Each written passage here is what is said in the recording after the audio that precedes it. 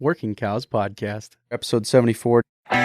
Welcome to the podcast that gives producers a platform to discuss and share paradigm-challenging practices.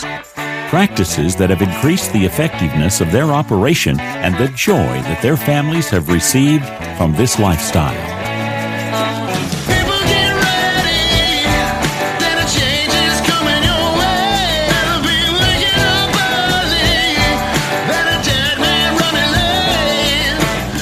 Howdy, everybody. It's Clay Connery, host of the Working Cows Podcast, brought to you by the Global Ag Network. Today we have a special treat for hopefully everybody listening to the Working Cows Podcast. We are talking to Dave Ollila. Dave is an extension sheep specialist with South Dakota State University Extension Program, and just a really great guy, really forward-thinking guy as far as his operation is concerned. And we're going to talk to him today about the benefits of multiple species grazing. One quick thing before we jump into there, just a reminder, workingcows.net/vote. You can go there and it will forward you automatically to the page for the My Roadcast competition with my entry on it.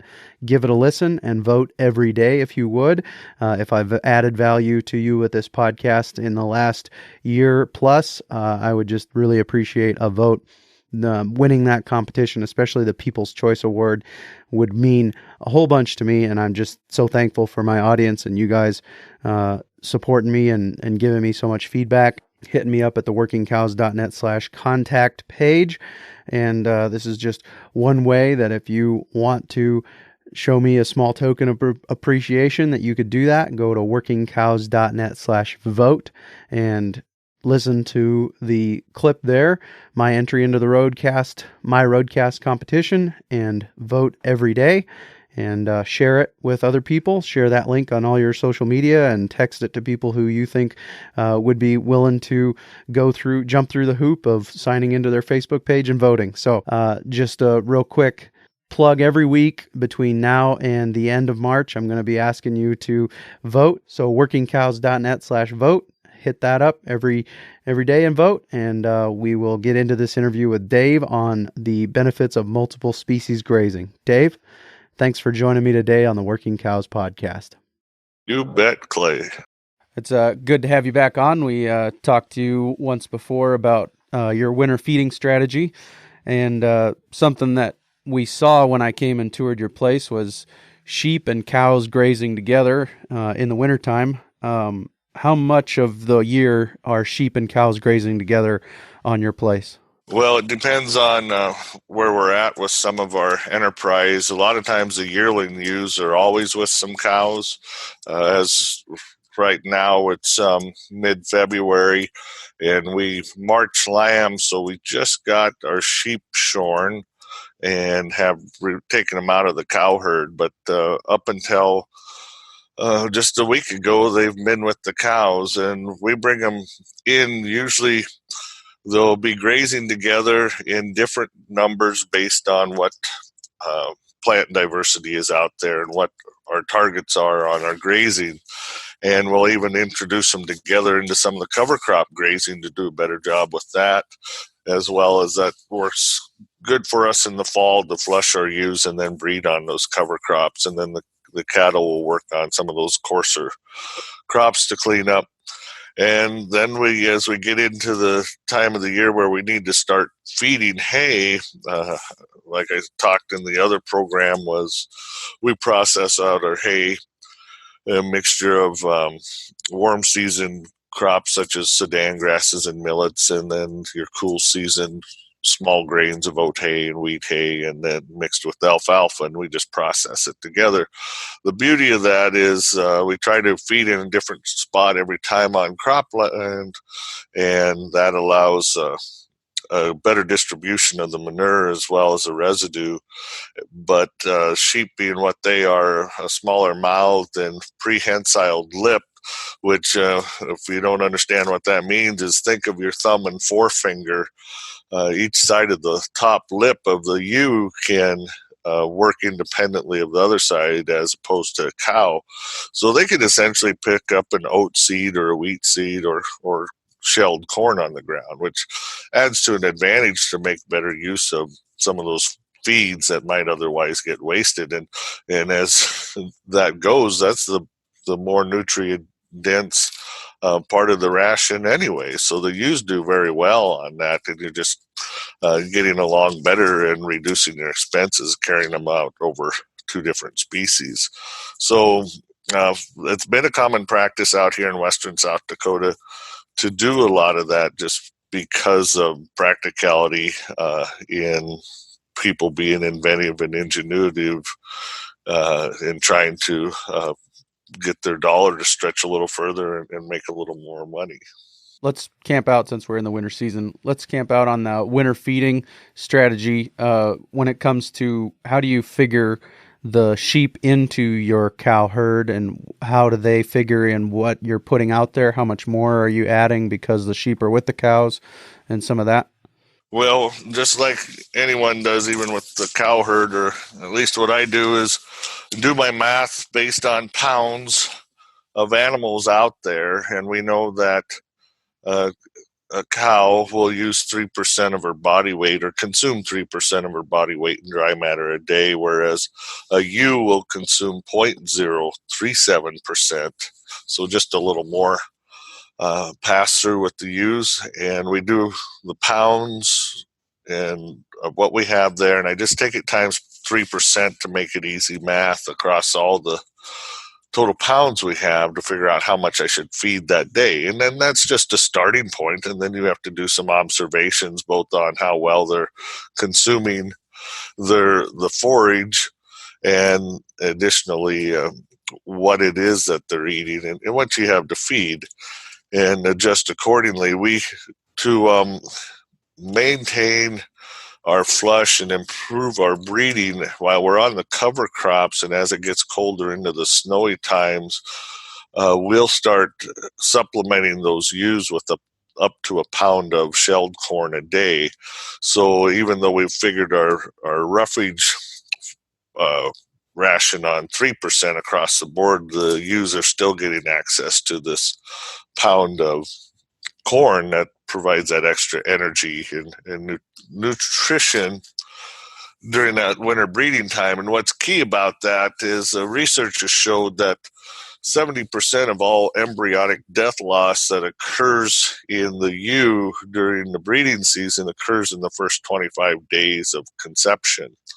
And what that's telling me is that ewe physiologically is going to determine how many lambs she's going to be able to develop and raise based on the current nutrition that she has at that time. So by having them on cover crops of this high plane of nutrition, in that case, my cover crop mixtures have been about, in my analysis, somewhere around 25 to 27% protein at a grazing point, and that's unheard of at that time of year. So they've really been a game changer. And then keeping a steady level of corn there provides a message to that ewe that she's living in the Garden of Eden and can raise multiple lambs. So even with these western ewes, range ewes, as we would think of the Targhee and Rambouillet ewes to be, we've pushed our lambing percentages up to 180 to 200%, which is significant in adding that extra half a lamb to almost a lamb in some cases to our bottom line. And that, therefore, it warrants us to lamb it in March or April through the shed to take advantage of what that nutrition has done for us in those management practices. So your time of lambing has more to do with the available forage and what they're grazing on than is that right? Well, yes and no. It comes to, every operation, every ranch has a different set of issues and scenarios and objectives and labor availability and resources and all that. So you have to take that into consideration. What happened to move us to March lambing had to do more with predation.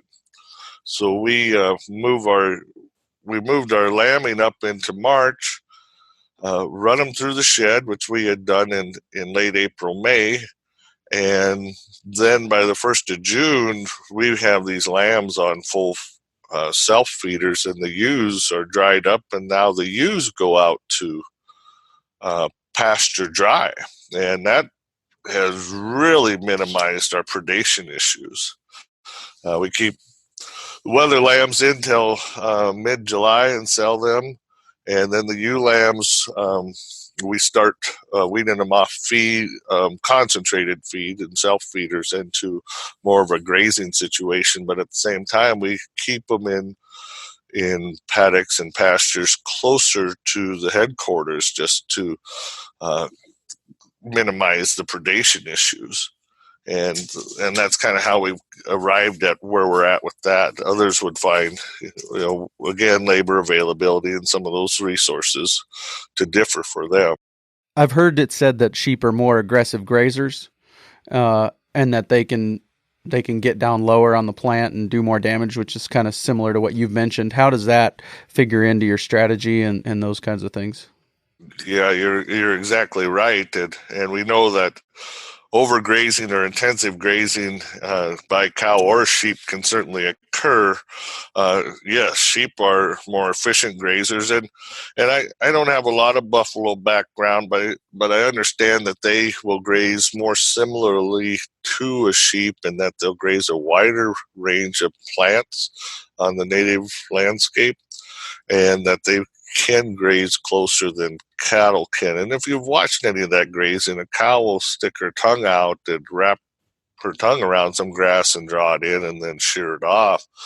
Well, the sheep will, with those lips, will grab it more with that top lip and draw it in and then shear it with their bottom teeth, the only set they have, and can graze closer, which you can utilize as an advantage, and with good monitoring, reduce any overgrazing issues. So here's a couple plants out on our native prairies in western South Dakota that are wonderful for sheep production and cattle production too. You just know that they're more limited to cattle because the stature height is so much lower, and that would be your sedges. Threadleaf sedge is a short statured sedge that is found throughout the prairies of the northern plains.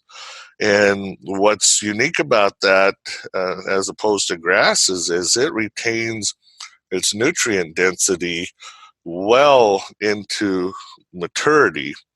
And therefore, they've found that some of those sedges will have 10 to 12% protein in them.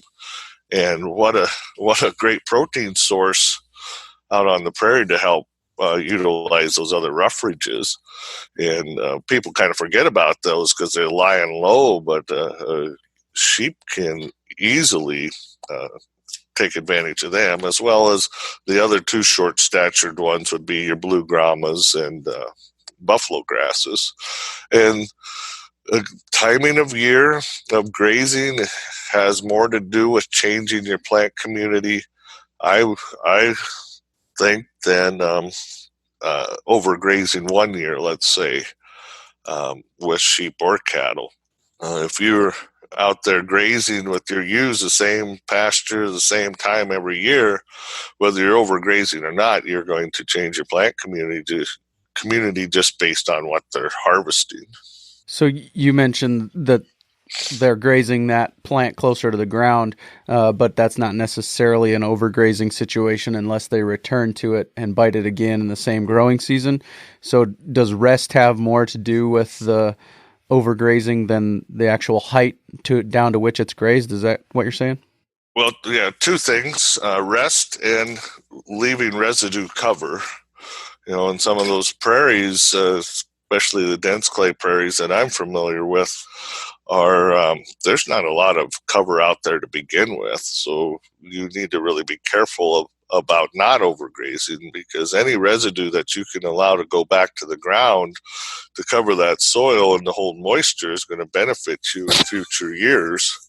And then, likewise, you need to be careful not to return to the same plants after you've grazed them. And we know, especially with sheep, that that's even more important as compared to cows, just from another problematic issue, which would be parasites.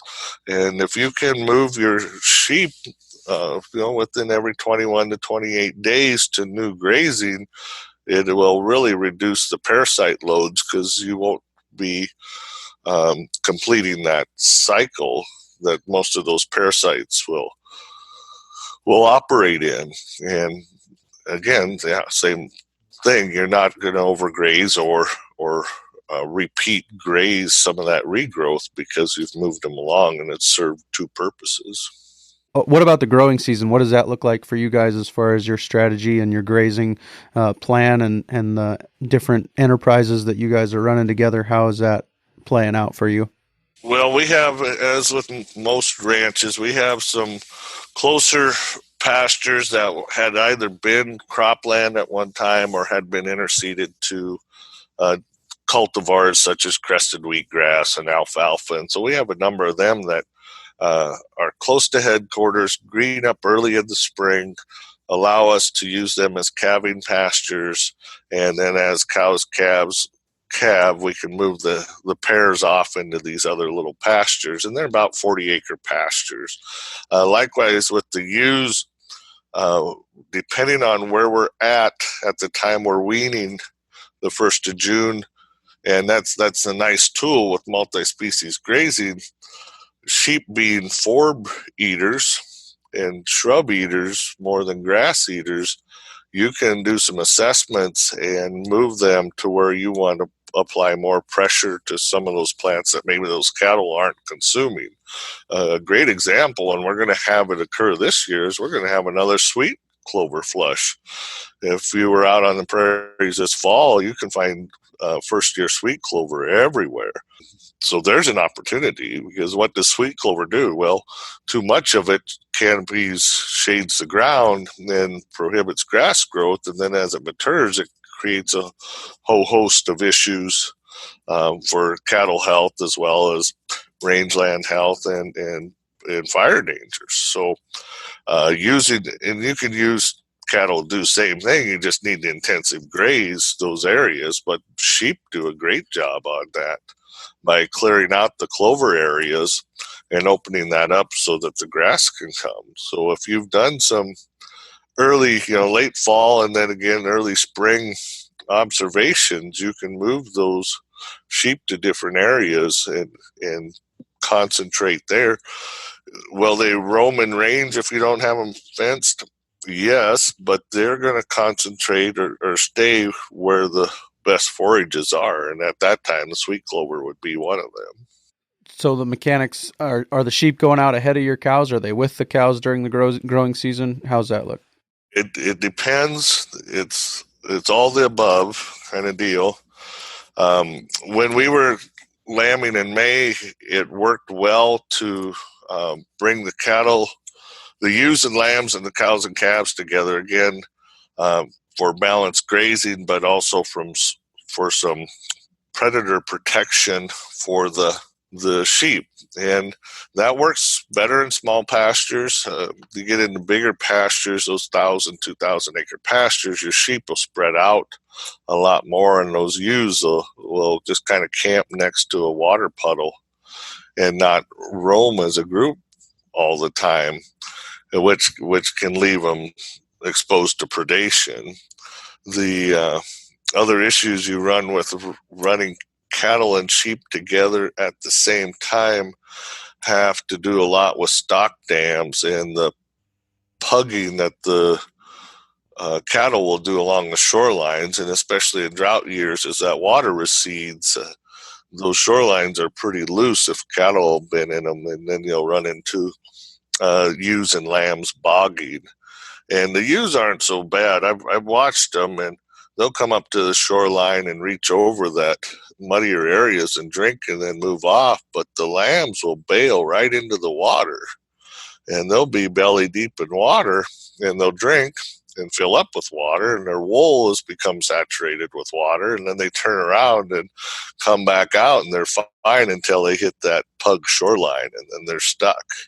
And their hooves are only about the size of quarters, so it anchors them in pretty good. So that's where, in a case, if you have some of those issues, it either pays, in most cases, to go ahead of the cows because the shoreline to be firmer rather than following behind. Not that that can't be done, and in good years where the water levels stay well in the stock dams, it's better to come behind, because you would expect the sheep to make better use of forages that are maybe more lower quality and less desirable for the cattle. And you've allowed the cattle to take advantage of the gravy, so to speak, out on the prairie. And then the ewes can utilize what's left. Yeah, so that leads me to another question about how many sheep to a cow. I know a lot of times it gets talked about that it's about five ewes to a cow. What are you guys running as far as number of ewes to number of cows, and how does that play in your plan for grazing? Again, a good place to start, but it's always more complex than one thinks. Two things. Again, you heard me talk about considering things in pounds, and you should be doing that with your cattle too.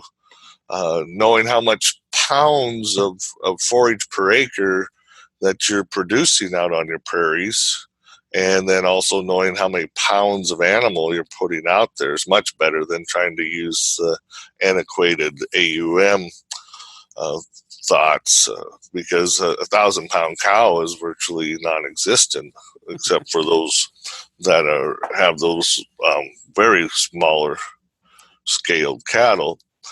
So that being the case, if we're saying, all right, we've created a more efficient cow that can be 1,300 or 1,400 pounds, and she can consume the same amount of what a 1,000-pound cow did 50 years ago, and produce more milk and raise better calves. That's okay, but our sheep are still down around that 170 pounds.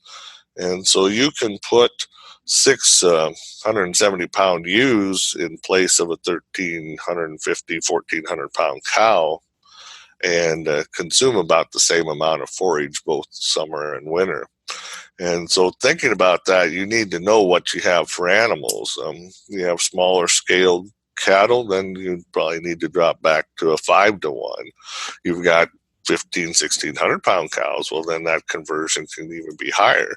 And then there's some breeds of sheep that are in that 155 to 160 pound range that would allow you to even get up to almost a 9-to-1 ratio, which with current market prices has quite an impact on return and supporting the ranching operation. So you need to look at that. The other thing that we have to really be careful about, and I really encourage listeners to think long and hard about it, is what you have for plant diversity out there on the prairie landscape. In our country, in the dense clay prairies, it's western wheatgrass, and then a little bit of buffalo grass and blue grama here and there, and some green needlegrass, and then American vetch, or what the old timers called pea vine, is common out there. And that's about it. It gets pretty short after that. Those are your majority ones. And then you get these sweet clover years, you can do a little more. So in that case, you better look at, instead of what we talked about, one cow behind one ewe, yeah, you can start there, but you better be observing what is out there for your plant community for both species to graze. Because if you're competing and you're having greater than a 40% overlap, you're not helping yourself. You're actually going to start probably taking those plants down and utilizing more than you would want to. So some caution there, but it's an old practice, and it works. It balances your community. The sheep will do good in grazing out a lot of weeds and unwanted plants, so there's opportunity there, especially in those areas that have leafy spurge, buckbrush, or western snowberry. As we see some of those coming into play, sheep will readily graze them where cattle won't. So in that case, you're not competing for the same plants. So, in your mind, what are the soil health benefits of grazing multiple species together? Well, from a rangeland health, it's certainly a lot of tools that are provided that if you're single species, even if you're solely sheep, you're missing opportunity by running another species like cattle out there. To balance your grazing, improve your plant diversity, and take opportunity of times of years and that we have, say like sweet clover flushes or extraordinary amounts of rainfall that have provided more forage that you can utilize and certainly allow you to leave some residue. In cropland, the nutrient cycling is very unique for both, and it certainly helps. I guess I should say it this way: on the cropland that I farm is not class 1 land; it's class 3 and 4. So I'm not as worried about animal impact on my cropland as some of the class 1 farmers who are maybe on a corn soybean rotation and don't have the residue or organic matter buildup that I have. And my experience is if you keep residue on the cropland like you do on your rangeland, you're going to have very little animal impact. Overgrazing, repeat feeding in the same areas are going to create the same issues as you would have out on the prairie. And so if the way I look at it, I take a lot of what I understand about rangeland management and apply it to cropland, and it seems to work out a lot better for my operation. What are the economic benefits of multiple species on one ranch? Well, let's say we can take at a 0.2 AUM at that level. And right now, sheep, if you're grazing them 8 months and feeding them hay or on cropland for 4 months and the general running them through the shed and some of that, it's about $150 to operate a ewe for 1 year. So knowing that, if we have this one ewe behind a cow and we run her through the shed and you have 150% lamb crop, let's say. Well, lambs last year were bringing about $135, $140. So a lamb and a half would be $200 to $210 of income just from the lambs. Had a good market on wool this year with fine wool ewes, bringing about $30 to $35 for a fleece. So then you're looking at another $35 onto that 200 is $235 that you have for gross. So if you subtract that from that 150, there's $85 there that you wouldn't have. And this is just one ewe behind one cow. And so if you think about that, you add that to your operation. So if you're running 300 cows, which means you're running 300 ewes, you've just brought in $25,000 with the same land resource. Nothing to sneeze at. No, that's the net profit for some ranches. Yes, exactly.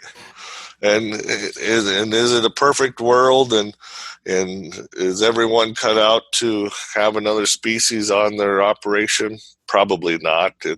You need to be a good manager, and things have got to stay organized, because if you neglect one, whether you neglect the cows for the sake of the sheep or neglect the sheep for the sake of the cows, you're going to be disappointed in that result. What about opportunities for people who want to add their sheep to somebody else's cows? Do you see that as a viable opportunity? Yes, and I've just this last month worked with 3 producers, 2 of which have got those deals made now. And these were cattle producers, ranchers, that have heard the stories and seen some of that of neighbors multi-species grazing. Some of them have leafy spurge and buckbrush issues, so are going to start out with letting a sheep producer in to graze those problematic areas. And that was some of my encouragement or endorsement is, yeah, rather than jumping in with both feet, it doesn't hurt to kind of learn some of those nuances by someone else coming on with that species, so you can see how that's done. Some other unique things, this one producer has started working with a sheep producer, and he'll take in some ewes that are going to fall lamb. And that was middle October he started lambing, and by the middle of January, those lambs were 85 pounds, and they sold the lambs. He lambed them out, fed them, and then they sold the lambs. The sheep owner took that check, but then he took the sheep back, and he paid the guy who lambed them out and fed them an amount that was very worthwhile for them to have taken on that enterprise in the fall when maybe they're not quite so busy with cattle. So one of the things that we talked about was leaving residue on the soil. Let's just say in this scenario, we've got 1 pound of cow to 1 pound of sheep running through a pasture. How do you manage that situation for the residue? Do you manage it differently? Do you move sooner with the sheep, or how would you manage that situation?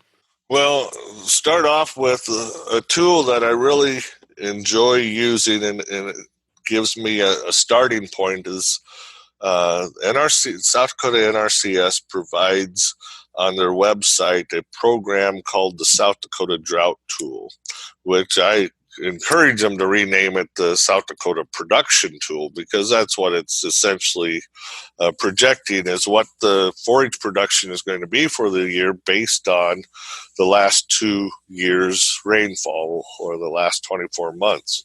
So as we come into this spring, I haven't looked at it yet, but I would expect that we are starting out with a normal to above normal forage production based on, you think about last summer's rains that are deep in the subsoils, as well as the residue that was produced and left to hold moisture, and some of the snows that we've gotten this winter to insulate the ground from losing moisture.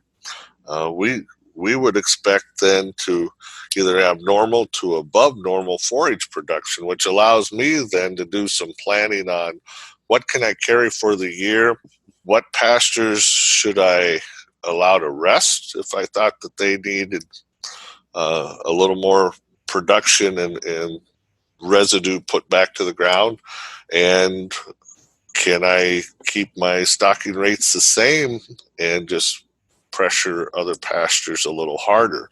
So it's a whole system that a guy needs to put in place to look at those things, and every year is different.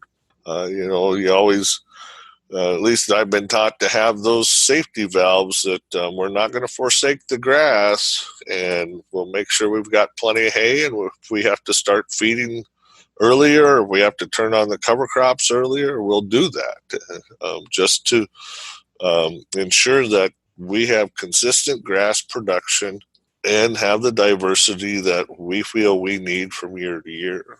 One last question. How about sheep and electric fence? Does that play into your strategy, or are you surrounded by sheep fence, or how does that look for you? Well, fortunately, surrounded by sheep fence, but electric fence works well. We've used it both in some projects in the forest down by Fort Meade. We were grazing Dalmatian toadflax with yearling ewes, and we had 3-wire electric fence. I've worked with some of my neighbors in intensive grazing models with some of their sheep, and some of them have gotten it down to 2 wires, 2 hot wires that they're running. And even one producer had black-faced bucks with one group of ewes and white-faced bucks with the other group of ewes, and they were side by side and never mixed. So that goes to good training, good equipment.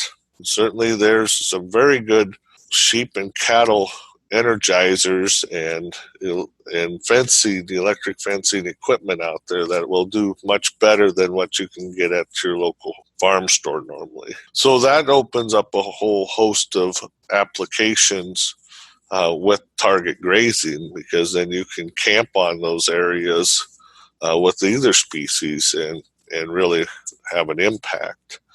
Something that's coming down the pike that we're just looking at, and I would expect in years it will probably become a normal opportunity, is that's GPS collars that are much like the GPS dog collars, the wireless fences.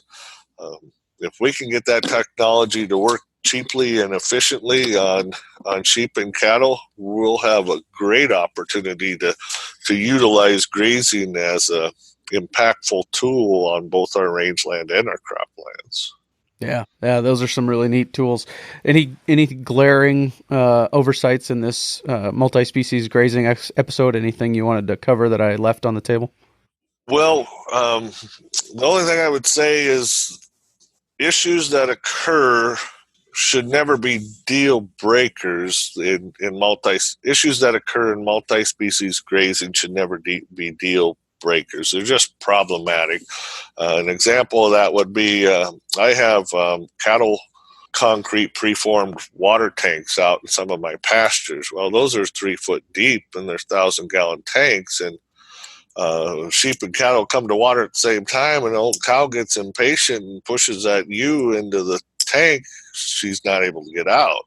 Well, just like having bird ramps, I just take some cinder blocks and make a set of stair steps, and that way they can get out. And there's a few of those things that you'll need to learn and adjust. Introducing ewes with lambs to a group of cows with calves that have never been around sheep will never let you forget that experience. I've been there too.